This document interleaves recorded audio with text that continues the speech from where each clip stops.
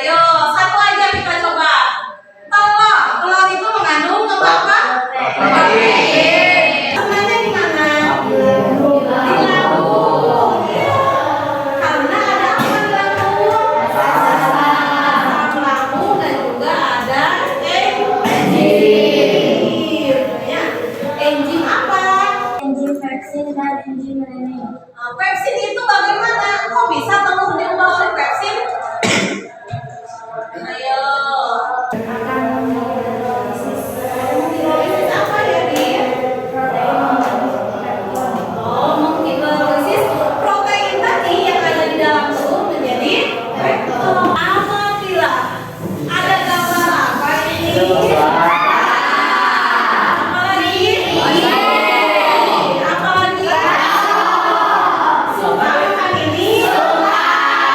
Apabila berlebihan, bagaimana terhadap tubuh kalau dikonsumsi? Akan sakit. Apa mungkin? Akan apa? Mungkin sakit perut. Oh, sakit perut. Sekarang kita lihat lagi. Nah, ada sebuah video. Sakit pernah yang minta mati proses evakuasi langsung otomatis oleh mantap dan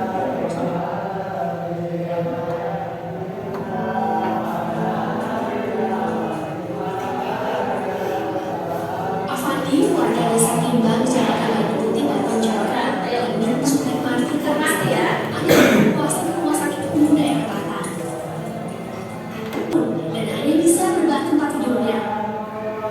Avandi menuturkan penyakit yang dideritanya membuatnya frustasi lantaran sakit yang tidak kunjung sembuh. Ia sempat mengajukan permohonan suntik mati di Kejaksaan Negeri Batam.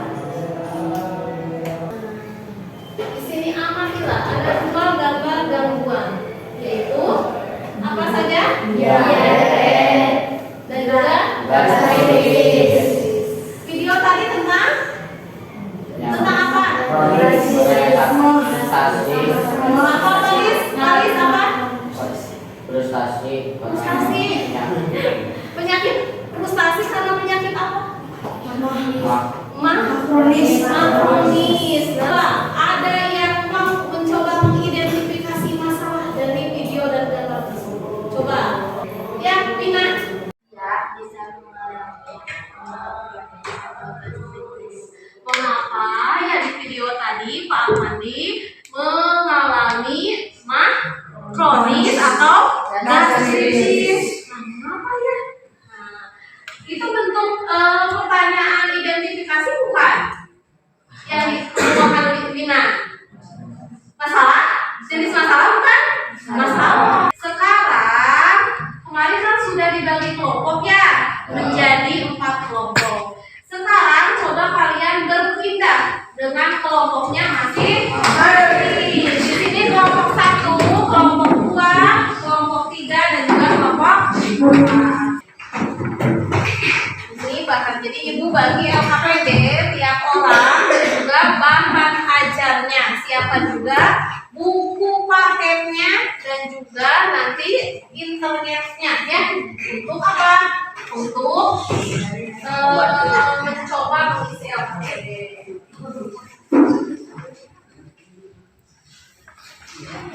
Nah, sekarang ibu kasih waktu 10 menit untuk mengidentifikasi masalah dan juga membuat hipotesis dari video yang tadi, dari gambar yang ada di LKPD dan juga ada di slide PPT. Kemudian identifikasi masalah juga dari artikel yang ada di dalam LKPD.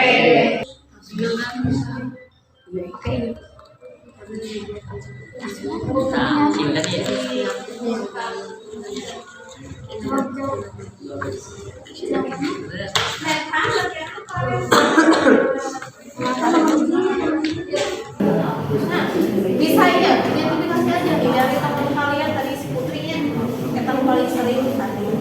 Kemudian tadi ada video Pak Avandi sampai 15 tahun, 14 tahun ya. Artikel juga di sana ada di situ banyak ya.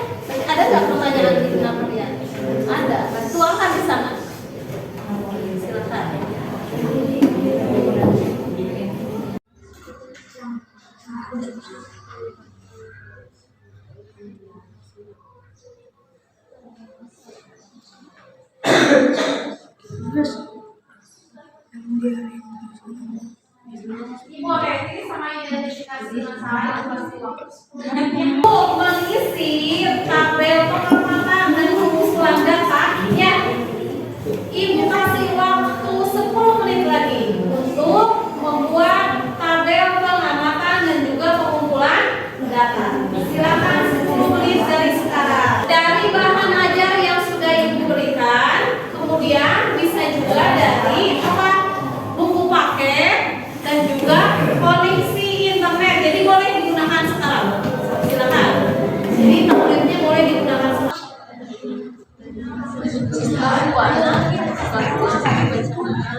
Tentang apa lagi nih yang dibahas? Dari soal tentang berarti 2. Terus pokok-pokok yang dibahas kedua ada kesulitan dalam kelompok ini?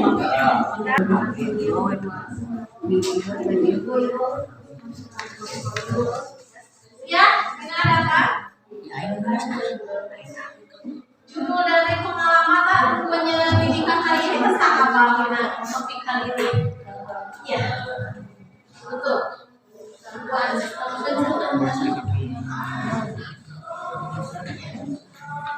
Wildan bagian apa ya?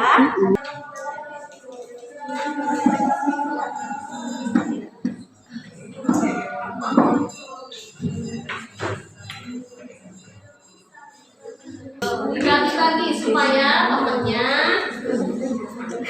bagi-bagi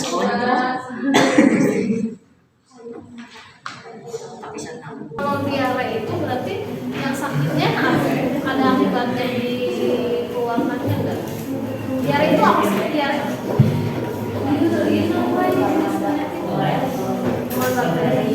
Dari mana organnya? Kemudian akibatnya apa ke tubuh kita kalau diare? Kita itu apa sih kalau diare? Sakit perut saja? Nah, itu BAB-nya gimana? Sering tidak? Nah, di mana kira-kira? Berarti berhubungannya dengan organ? Apakah betul? Kan lihat koma di sini. Ya, koma berarti organ yang mengalami penyebab. Koma akibat. Nah, itu. Jadi kalau penyebab akibat. Saya pernah diare.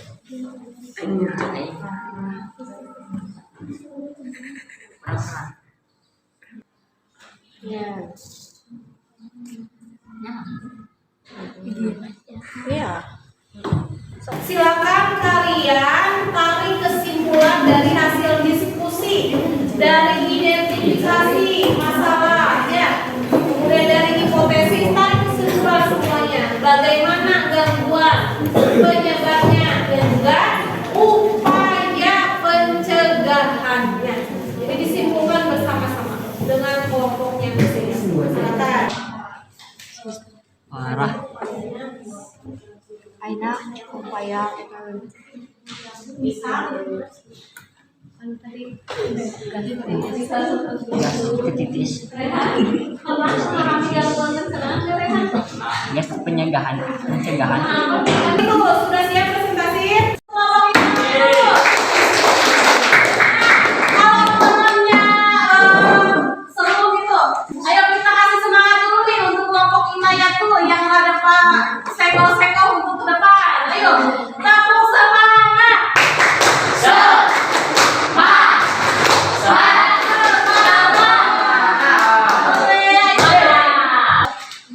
para menangani diare dan dengan meningitis. 1. Diare disebabkan oleh infeksi virus atau bakteri di usus besar yang berasal dari makanan dan minuman yang dikonsumsi. 2. Disebabkan oleh infeksi bakteri Pylori. 3. Menghindari COVID dan minum air hangat.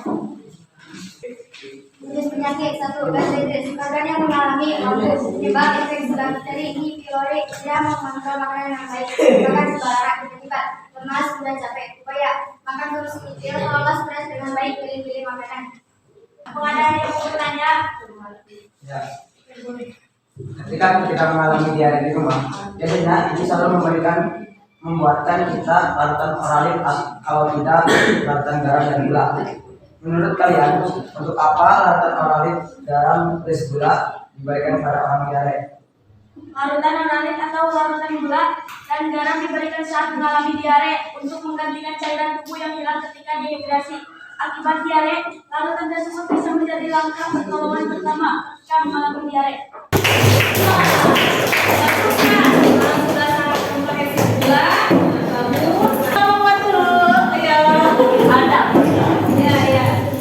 Identifikasi masalah sebanyak mungkin dan membuat pertanyaan. 1. Mengapa Pak Afandi terkena penyakit mah kronis atau gratitis? 2. Mengapa Pak Afandi ingin disuntik mati? 3. Bagaimana cara penyembuhan penyakit mah kronis atau gastritis? Jawaban 1. Karena adanya suatu peradangan akut dan kronis pada lapisan mukosa. 2. Karena Pak Afandi berfrustasi dengan penyakit dan ceritanya yaitu mah kronis selama 14 tahun. 3. Menjaga pola makan yang teratur. Gangguan pada sistem pencernaan. Gastritis. Organ yang mengalami gangguan lapisan lambung, penyebab terjadi peradangan di dinding lambung akibat bagi tubuh, tukak lambung, pendarahan lambung, kanker lambung. Upaya gastritis. Makan dalam porsi kecil. Perhatikan pemilihan makan, menjaga kebersihan, kelola stres dengan baik. Ada yang mau bertanya? Apabila kita mengalami sakit mah atau gastritis, apakah cukup dengan hanya minum obat saja? Tidak cukup hanya dengan minum obat saja, tetapi pola makan juga harus diatur dan dijaga. Diatur di sini seperti tidak telat makan dan juga mengonsumsi makanan sehat dan higienis. Sehat seperti yang telah dipelajari mengandung beberapa nutrisi. Tidak juga mengonsumsi makanan pedas secara berlebihan. Tepuk tangan juga untuk hari ini, kalian sudah sangat hebat, bagus sekali ya. Nah, ini adalah beberapa gangguan ya yang terjadi pada sistem Pada kesempatan kali ini kita akan membahas mengenai gangguan pada sistem pencernaan. Nah, yang ini mau perhatikan. Nah, Sakit yang mah kita atau bahas hari ini. gastritis merupakan penyakit yang menyebabkan terjadinya peradangan atau iritasi pada lapisan lambung. Kita sambil penguatan sambil juga menyimpulkan kalau mah atau gastritis itu disebabkan tadi oleh apa saja? Si makanan terlalu pedas, kemudian apa lagi? Tidak makan teratur, kemudian apa lagi? Tidak cuci tangan atau berarti kurang higienis ya. Nah, itu juga penyebab dari gastritis. Dicegah dengan cara Apa pencegahannya? makan secukupnya, cuci tangan sebelum makan, menghindari makanan yang memicu produksi asam lambung yang berlebihan seperti makanan asam, makanan pedas, dan kopi. Selain itu, menghindari stres yang berlebihan. Diare itu disebabkan oleh bakteri, kemudian bisa juga disebabkan oleh pola makan tidak teratur atau tidak higienis. Kemudian upaya pencegahannya apa? Hampir sama tidak? Hampir sama. Sebetulnya kalau kita makan teratur, makan higienis, penyakit apapun yang masuk pada pencernaan kita itu tidak menjadi gangguan atau penyakit kalau makan teratur dan juga higienis. Nah, refleksinya, hal apa saja yang sudah kalian pelajari hari ini? Tentang apa hari ini? Gangguan pencernaan. Gangguan apa saja tadi? Gastritis. Kemudian, bagaimana perasaan kalian hari ini setelah melaksanakan pembelajaran?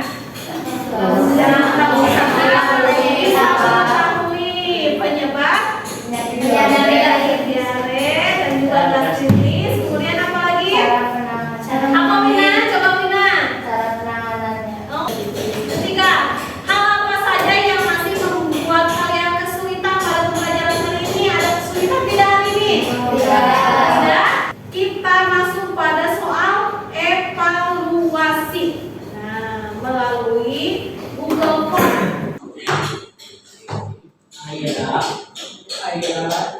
Untuk itu, nah pembelajaran hari ini kita cukupkan. Ya tadi sudah kita coba mempelajari tentang gangguan. Nah untuk pertemuan selanjutnya kita akan belajar tentang gangguan, masih gangguan sistem pencernaan, tetapi selain dari gastritis dan juga diare. Oke, untuk sampai sini ada pertanyaan atau tidak? Tidak? Cukup? Oke, cukupkan. Untuk pertemuan hari ini kita tutup dengan bacaan hamdalah bersama-sama. Semoga ilmu yang kita dapat bisa bermanfaat dan diterapkan dalam kehidupan sehari-hari. Oke, cukupkan. Wassalamualaikum warahmatullahi wabarakatuh.